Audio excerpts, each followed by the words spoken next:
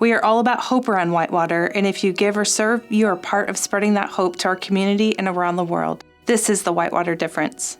I think it's just living life as Christians and living our lives out where we invite people into our home, we invite people into our lives, whether it's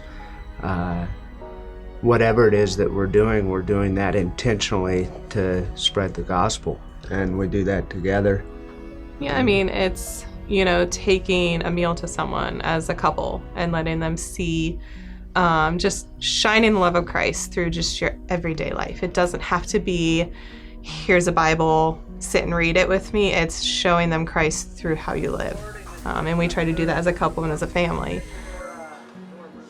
I always had a dream of starting an automotive ministry, and everybody in college told me I was nuts and the overhead would kill me. And I can imagine what the overhead of wheels costs, but so when I found out about the Wheels Ministry, I became really excited about that. I pour my life into being here.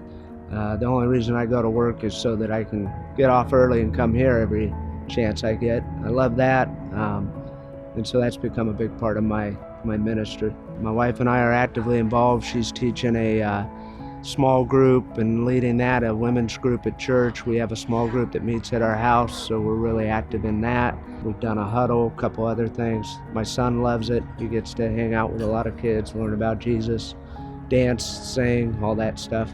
With Shane being super busy with work and with Wheels and his other ministries, it's about just being that supportive spouse. You may not always think you have the time to let them go do what they need to or minister to those who they need to, but you know that God put them in that spot for a reason, and just to pray for them and know that your prayers are going to help push them into the spots that they need to be in, whether that's work itself or a ministry.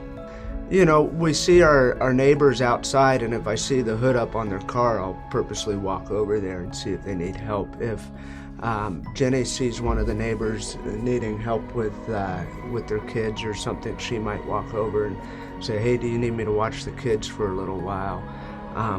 And almost inviting ourselves into their lives, but doing it with a purpose. One time I was supposed to be teaching the youth, and I was supposed to be teaching them on being a good neighbor. Well, all week long I kept on getting interrupted by my neighbors, so I couldn't work on the lesson. Finally, Saturday, it was like, cool, I got a block of time. I'm gonna work on this lesson. Well, my neighbor Mike comes over, knocks on the door and says, hey, I know you know how to work on cars. My truck's broke down, can you come help me? Yeah, sure. So I go over there and I'm helping him. He says, what are you doing today? And I said, I was working on a lesson for church. And he says, well, why are you here working on my truck? I said, well, it was on being a good neighbor. I couldn't tell you to leave. It's not like a bait and switch kind of thing. We really are interested in being involved in people's lives, and we really do want to form these relationships. So everybody has friends. We're not saying go out and try to draw these people in with the intention of a bait and switch. We're really wanting to form relationships with people and then live life with them and form that community.